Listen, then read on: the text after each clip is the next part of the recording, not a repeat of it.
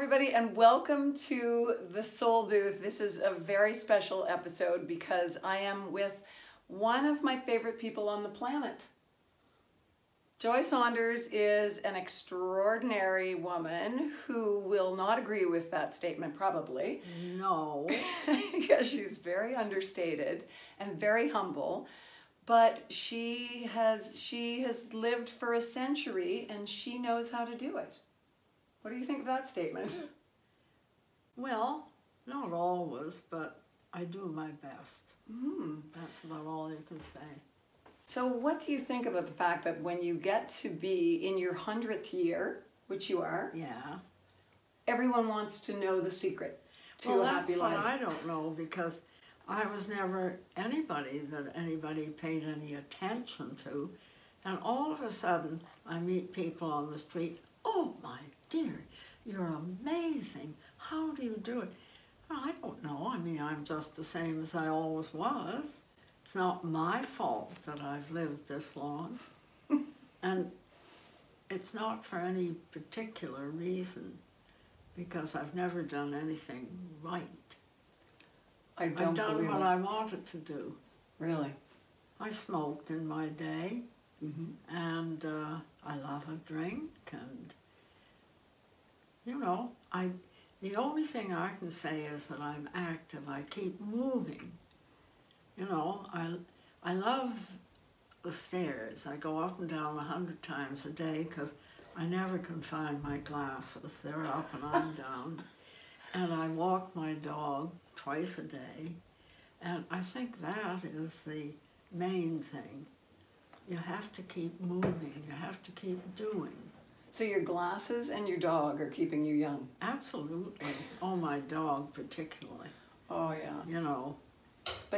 But she's not young anymore. No. We're seeing each other out, I guess. She's 15, Joy? She's 15. Yeah. So she's in dog years. She's even older than I am. So it's interesting to me when you talk about how people are reacting to you because of your age. You know, in life, so often we are defined by other people by what we do, but all of a sudden you're defined in some ways by a lot of people by how old you are. Well, I think it's how old I am and that I'm still there. I'm still out. I say my social life is on the street. My sons tell me to rephrase that, but it's true. I meet the most interesting people when I'm walking. It's mostly because they're attracted to my dog. And then in conversation, you know, we learn about each other. It's wonderful. I feel sorry for people who don't walk, and I feel sorry for people who don't read. Because, you know, you go in, when you read, you go into another world, and it's perfect, so you never need to be bored. And it keeps your mind so busy. Oh. Well, I read now on my iPad because I'm nearly blind, and it's macular degeneration. You know, you can't do a thing about that. But I'm lucky because I have a reader and I have an iPad, and I read on that, and it's wonderful. Perfect. So you talk about moving your body and how important that is, but wouldn't you agree that it's so much about your mental activity as well and your attitude? Well, your attitude. That's very important. Because you have to see the funny side of everything. Because life isn't funny, you know. It's, you're not here for a free ride. You know, you're going to have troubles and upsets and sorrow, but you have to look at it the right way. But no, I don't know. I find now I'm not a bit afraid of dying. I don't want to celebrate a 100th birthday. I'm not really interested in that. Really? Not a bit. You don't feel it's an achievement to be... No, absolutely not. No, I'm just here. I'm just normal. I could be 65 or 85. I mean, being 100, it doesn't mean anything to me. Do you feel 65? I feel, yeah, not always. I mean, you can put on a good front, but you know, aging is, there's no cure, you just get worse. So, you know that tomorrow you may have more aches and pains than today. It's not going to get better, whatever you have. But you cope with it. And, no, it's good. There's always something to look forward to. I mean, I have 8 children, and they're wonderful. I can't help but think that you learned to find the humor in every situation as a mother of 8. Oh, yes, you have to. So tell us about that. Well, for one thing, I have 6 sons, and they were all born at sort of the same time, you know, very close together. And, well, sometimes I had one who came yesterday, marvelous, holier than thou. Do you know, growing up, I think he did go to jail once. I mean, you know, he was absolutely impossible. But you have to hang in, because if you give them love and support, they're going to be all right. Now, my husband was a very good friend of one son in particular of Joy's. And so David has a special insight into what you were like as a mother, because he sort of grew up part-time in your house. Yes. And we were talking about it yesterday, and I said, did you ever hear Joy, did you hear Joy yell a lot with 8 kids? And he said, I never heard her yell once. And I said, really? So is that true? Does he just have a faulty memory, or is he? No, I don't think I yelled a lot. And yet he said her kids were not angels all the time. Oh. Sorry to the kids who are now grown adults and probably embarrassed by me saying that. But No, but they know that. They laugh at it all the time. Your David and my David, you know, they see each other all the time and they reminisce. And I laughed because my David was in Banff skiing with his brother who lives out there, and 2 others who grew up as neighbors. We lived on Whitney Avenue in Sydney, and they were having dinner in Banff and laughing their heads off. And somebody came over and said, you guys are having such a good time. Where are you from? And in unison they said, Whitney Avenue. All, you know, they've remained friends. That's the wonderful thing. But I think it's interesting because Whitney Avenue was so much more than a street for those kids growing up. And I think you created an environment for children that was just so special. Had to, put more street lights, because David Graham was one of 10, David Saunders was one of 8, and there were a family across the street with 4, so, you know, there were a lot, and they played street hockey all the time. So, no, it was quite amazing.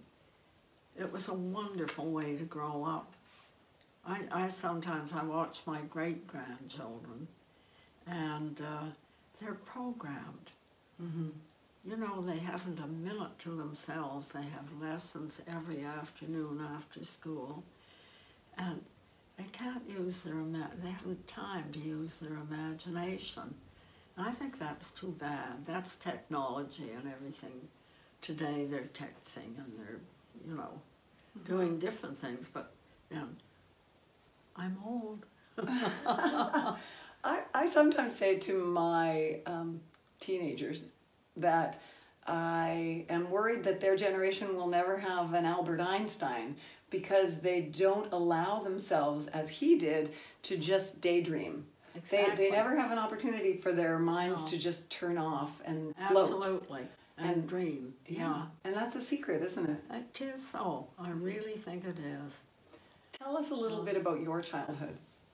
Oh, my childhood was completely different. I grew up, my father was in the army, and we moved everywhere. We weren't, but I started in Ottawa, and no, I had a very happy childhood, but it was very, very different. What was it, do you think, about your parents that set you in the right direction in life? Well, I don't think they did. Oh, really? No. Oh, tell me more about Well, that. because we lived in many places, but I graduated from school in Winnipeg, and I wanted to be a nurse. That was the only thing I wanted to do. And you know, I wasn't allowed. And if you can believe, you obeyed your parents in those days, which is very different. You do what you want to do now, which is good. You don't, but my father was a general and I was brought up in the army. So Right. I learned discipline at a very early age, but happily. I mean, he was a great father, but That's just the way it was. that was the way it was. And I did what I was told to do, and then the war came. And I joined the army, and I was nearly 5 years in the army, and that changed me completely. And my mother always said it ruined me. How? How did it change you, do you think? Well, because I learned to live with all walks of life. I got fleas, I got lice. You know, I lived with a group of women in small quarters and under great difficult circumstances. It was completely different. All those things didn't bother you anymore because, well, you know what it's like now when we lost our power on Christmas Day. Everybody, oh God, we're going to lose the turkey and everything. Well, I couldn't help but look back and think, how many people there are in the world with no power? They don't even know what it is. So we're so fortunate. We don't appreciate that, I don't think. I think, you know, when you've lived, that's the one thing about living as long as I have. You remember. I mean, I remember the Depression. I remember how great people were in the Depression.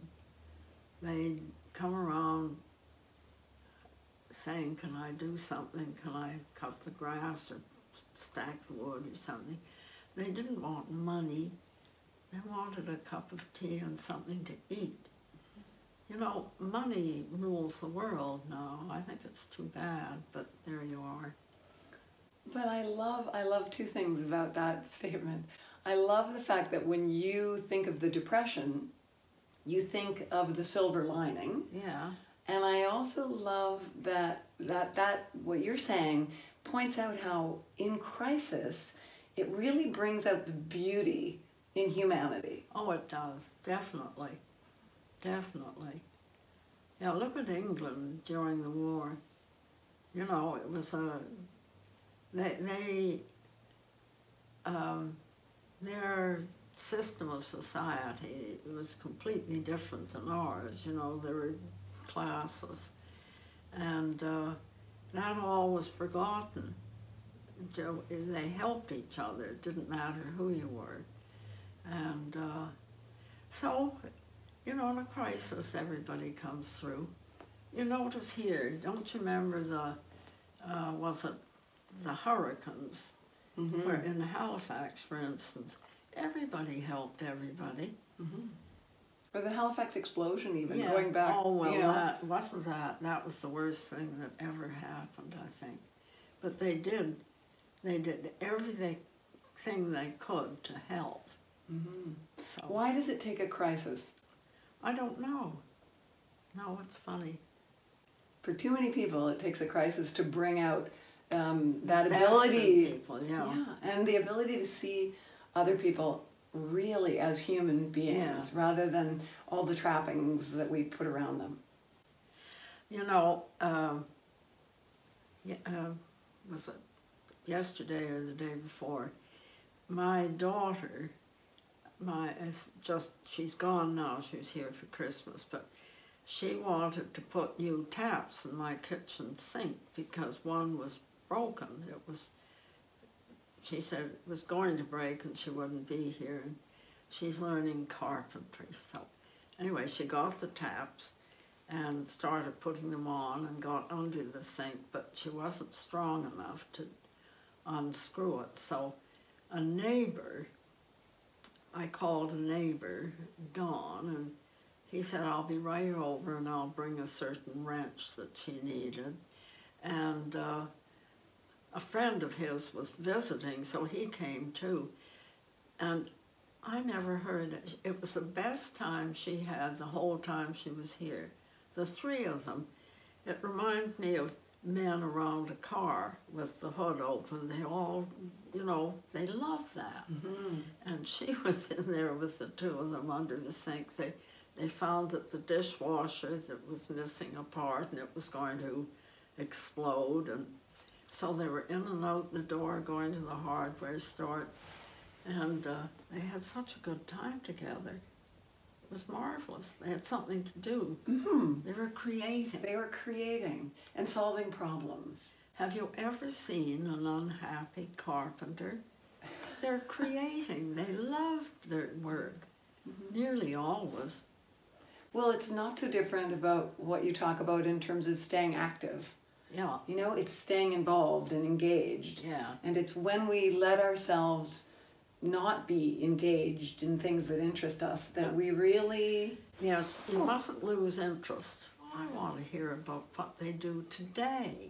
Absolutely. Not what we did in our day, Don't be interested. I love Vanity Fair. Gosh, do you? Wow. And are you ever shocked by, I think about Vanity Fair and I think there's some pretty risque content. Oh, but I read too much to be shocked. Oh, that's beautiful. No, the language today is not my language, but I don't even notice it anymore.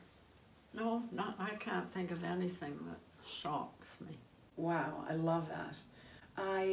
I wonder how much you're living in those tough circumstances during your years in the Army prepared you for the challenges of parenthood.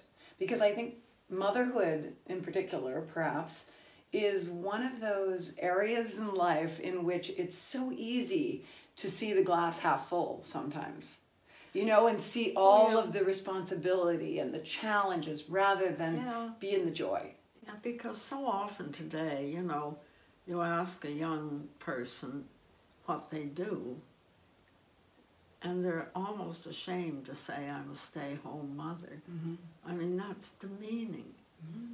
But my goodness, I think to be a mother, you need to be a psychiatrist, a nurse. It's so much, it's a big job. Do you want to play a little game of word association? Well, I won't be much good at it because I can't remember anything. But. Okay, humility is one of her gifts, as you can tell. And I know that I'm going to love this game with you. I've been looking forward to it all morning. In fact, as I was driving here, I was thinking, oh, I know exactly one of the things I want to do in this conversation. And okay, so I want to start with the word joy. Go. My name or joyful? Well, both. What does it mean to you? First of all, let's talk about what it means. Joy is sunshine. Something that turns you on all of a sudden. Mm-hmm. Usually after lunch I lie down for a few minutes and the sun shines in that window and I think, this is my favorite time. It's just joy. I have my iPad and I read and I'm in the sunshine. But there are all sorts of little things. Every day something nice happens. What has it meant to you to be named Joy? Well, do you know it's not my name? Oh, wait a sec. Wait, we're doing I'm this. We're doing this Esther. whole conversation, this whole interview Oh, I under know, false but pretenses. I've always been Joy.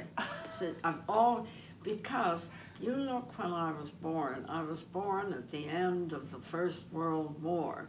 Yeah. And I think I was baptized Esther.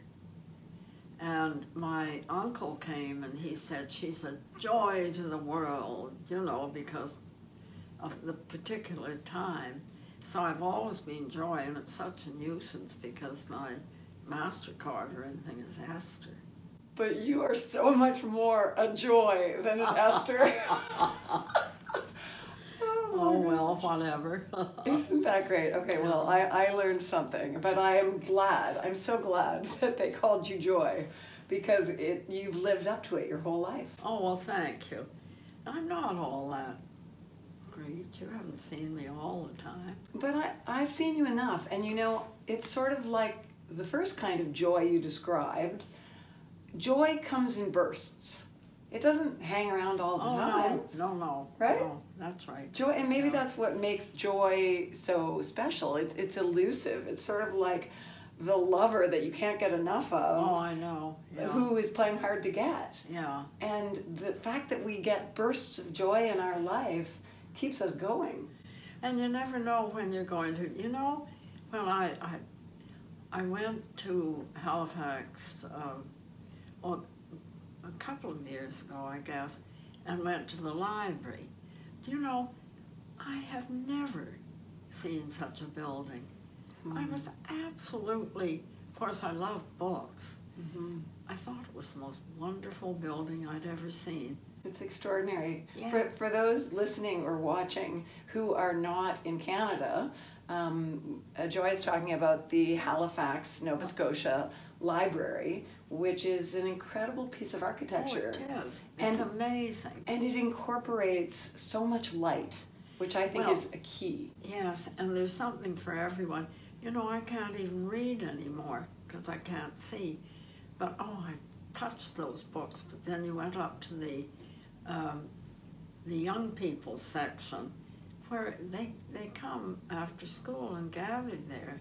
They've got everything. They've got computers, they've got books, they've got everything they want. And then the children's section. And then the restaurant up on the top is fantastic. It's great. Yeah. Okay, so the next word to play word association with is learning. What does that bring to mind? The word learning. Well, you're always learning, but I don't think you have to have a formal education. I think it's wonderful, but I haven't. I just went to school. You know, I went to a year in university and then we moved, and so I didn't go any farther, but an education is wonderful. But then you can learn, you know, some of the, I can't even think of an individual, but some of the most important people in the world have very little education. And like you, they're just learning all the time. They're learning all the time. They learn by, well, now my daughter, who is a teacher and has her master's in mathematics, she's suddenly become a carpenter, but she's learning. She loves it, and she wants to go back on this course because she's in Ontario, and because she's learning more than she learns at the community college where she started. So, oh no, you learn every day. You learn something. What about love? Oh, well, love is the most important thing.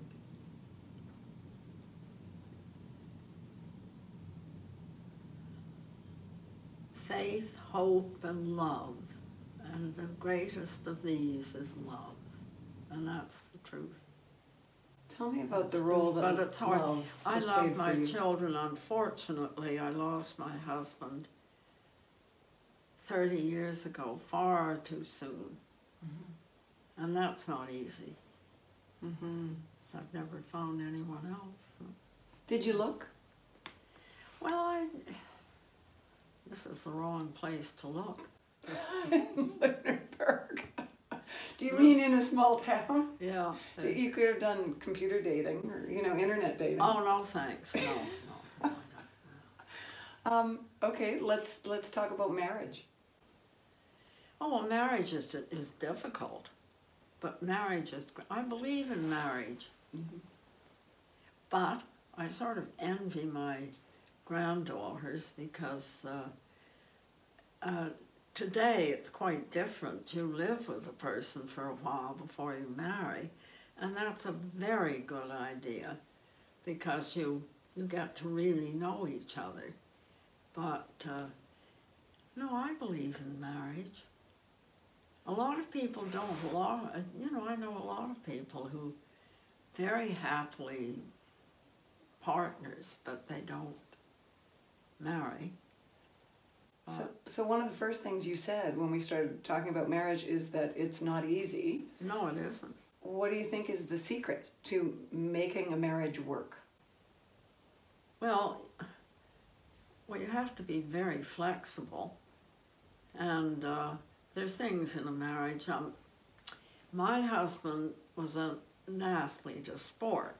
He watched every hockey game, every football game, and I'm not. And but I went in the other room and read. You don't have to do everything together. Agreed. You can have a great marriage, but you don't do everything together. And he liked to hunt and to fish. Actually, he was 36 when he married me, and he was a Prince Edward Island junior champion golfer, and he loved all those male things. So it was hard at first. Well, it was hard because I married him in Montreal, and he brought me down to Cape Breton. It was sort of a culture shock. I guess it was. Yeah, but you adjust and you work it out. But you have to work. You don't give up too easily. And do you think that's maybe the greatest lesson in terms of attitude, looping back to what we talked about at the beginning of our conversation, that it's about seeing the positive instead of the negative, absolutely. And focusing where you focus. How you look at things. Yeah. So loss, you talked about loss briefly because your husband was how old when he died? 65. And you thought you had another, you might have had another 35 years with him. Well, he could have been sitting with us here today. Categories. I had my first life and my married life, and then my after when I came here. I came here really too soon. You should never do anything for a year. And I came too soon because I had no one in Sydney at that time. So I'm going to interrupt you. You mean you should never do anything for a year after a loss like that? Changing your lifestyle. After a loss like that? Yeah, after a loss. Yeah. Just wait a little bit until you settle down. But no, I've had a perfectly good life here, but it's different. What I did, I have a daughter here, but I said yes to everything. So what I've done in the last 30 years is volunteer. I ran the gift shop, I'm the hospital auxiliary, I did everything, and I began to enjoy it. I've had to give all that up because I can't see. It's not my age, it's not that I can't do it, it's that I can't see anything. So, there we are.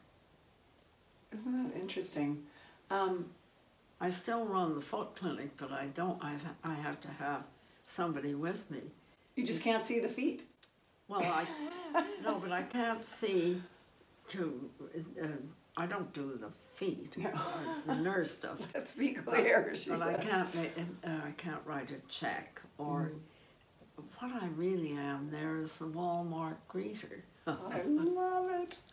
No, well, I greet them, and I know them all, and I love them. They're mostly elderly, you know, and I make all the appointments, and I can do that.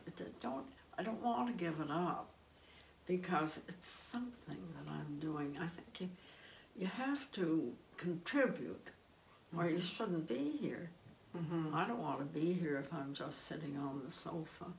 But having that sense of contribution adds so much to your life, doesn't it? Yeah, of course it does. Mm-hmm.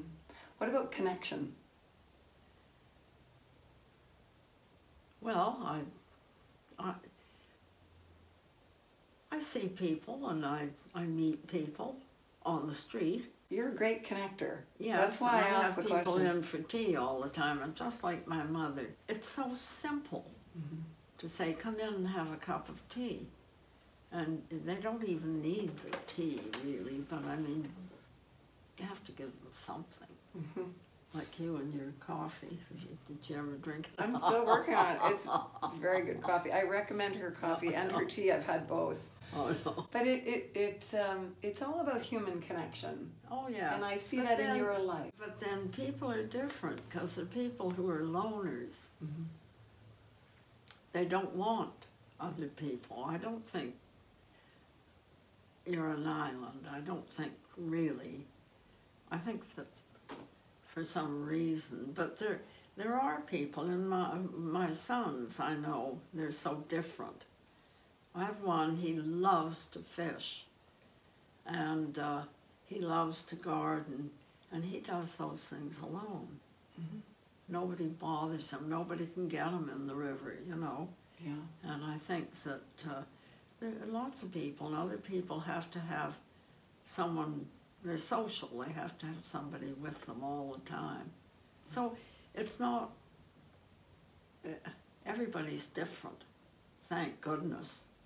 Pretty boring if they were all the same. You said, when we were talking about love, you said faith, hope, and love. And the greatest of these is love. Yeah. What about faith? What role has faith played in your life? Great. But it doesn't mean that it has to be in everybody's. But I have faith. Mm-hmm. That's why I'm not afraid of dying. Not a bit. I'm ready to go. I won't do it right now, though. Well, please. It's awkward. No, Awkward. I think, no, I won't die next week because so-and-so is coming and it'll be inconvenient. So I'd like to die at a convenient time, but I don't know. Oh. But that's all right. It's fine. In my last episode of The Soul Booth, I had a conversation with a beautiful woman named Audrey Parker who is dying of cancer. And we talked a lot about death and our society's relationship with death and how most people can't face it, can't talk about it. And you're at a place in your life where you go, okay, this is a reality. Oh, absolutely. And I had my granddaughters for lunch a week ago, and 3 of them have beautiful voices. So some time ago, I asked them if they'd sing at my funeral. Mm-hmm. And I've written my funeral out. I just thought, well, we'll save Heather a lot of work. And so they said, oh yes, I told them what I wanted them to sing, and they said, oh yes, we'll do that. So on this day I had them to lunch, I said, now you haven't forgotten about singing at my funeral. And Hannah said, oh, Granny, no, we've been practicing, but nothing happens. I thought, I said, sorry. Oh my gosh. That was great. When you were 96, I introduced you to my boys who were maybe 15 and 17 at the time. And you said, I said, Joy, do you mind telling them how old you are? I know it might be a rude thing to ask, but will you tell them how old you are? and you said, boys, I'm 96. I know it's ridiculous. I should be dead, but I just can't seem to figure out how to die. And they were sort of had their jaws drop, and they laughed, and they just loved you. Well, might as well laugh. Oh, hallelujah. What is the greatest lesson you've learned in your life? In 100 years. Oh, now, Nancy. You've been alive, although you're only 99 until next October, right? Yes. You're in your 100th year. Yes, I'm in my 100th year. But I don't know what the greatest lesson. I'm putting you on the spot, but this is Yeah. what people, you see, this is your fault. You've lived this long, no, you have to I'll expect tell that you. question. What I think, it's forgiveness. Wow. Because you can have some very difficult times, but I think you have to forgive, or else you're only hurting yourself. You can't always, but try. Mm-hmm. I don't know. And that really ties in with your whole seeing the glass half full. You know, Yeah, forgiveness is yeah. about being able to focus on the positive side rather than the negative, and Absolutely, seeing yeah. what's in the glass. Yeah. Okay, here's a I think one more word, and that's gratitude. What does that bring to mind for you? Oh, I'm so grateful. Why wouldn't I be? Look at me, I'm living alone with my animals, and I manage quite well. I can still do enough, you know, that I can live alone. Mm-hmm. My children want me to have home care. Oh, we went through the business of going into a retirement home, and finally they got sick of that. So then they turned to home care. But I don't need it. I got a walker from the Red Cross. Look, it's been there for 3 months. I haven't used it yet. So I'm going, as soon as I can get there, I'm going to take it back. But, you know, I'm very unsteady. I know my failings. You know, I have to be very careful. I have a alert, you know, medical alert. I went as far as that. But fear is not your focus. No, I'm not. I'm never afraid. No, I'm really not afraid. I can't think of anything I'm afraid of. Wow. That's a lesson, and it's an inspiration. Yeah. And I know you don't wear that cloak easily when I say people look to you as an inspiration. Oh, well, no, because I couldn't be more normal. No, and I've never done anything outstanding. I don't write or read or sing or dance well, I love to dance.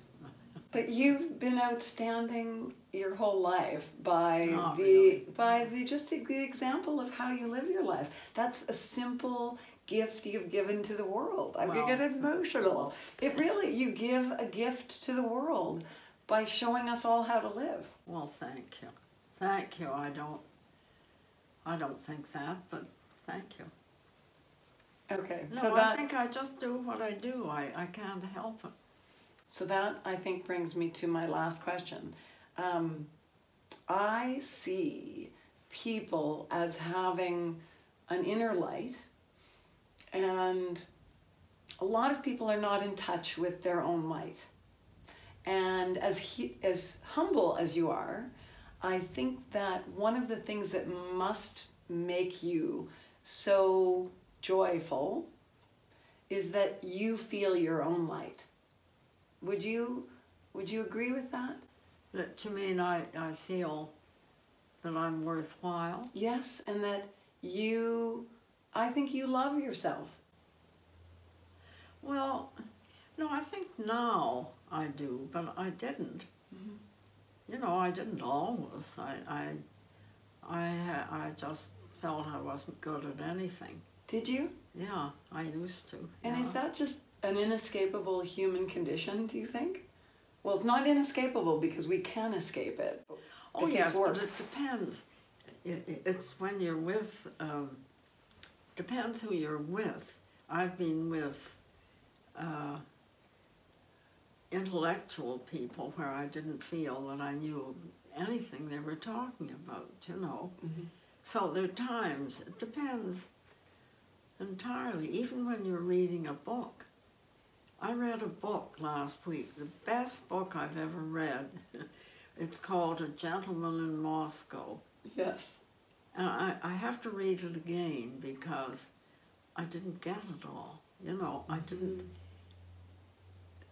And with an iPad, it's so difficult reading because you can't go back. Mm-hmm. And I had to reread all these sections. I have to read the book again. But no, I hadn't read all those books, those Russian War and Peace and Anna Karenina and all those, you know, famous works of musicians. literature. Oh, I see. Yeah. That's So right. I'm just starting with this podcast. I'm just about to start the Soul Booth Book Club. And the first book we're going to do is called The Book of Joy. And it's by the Dalai Lama and Archbishop Desmond Tutu. Yeah. And it's all about joy. Yeah. So we're going from this conversation with joy to a conversation in a few weeks about joy. And I invite you to read that book, and then I'm going to make sure I send you that podcast when we do it. So Yeah. I'm inviting you I'd to read love that to book read as that well, book. The Book of Joy. Love to read I'm going to go today and buy it for you. Okay. Okay. Yeah, don't wait too long. Okay.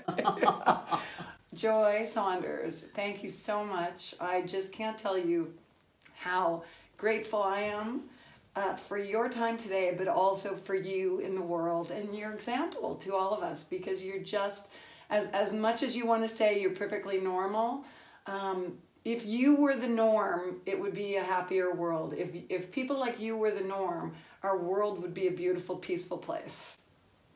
Thank you, Nancy. Joyful. Thank you. That's wonderful. Okay. You've made my day. Thank you.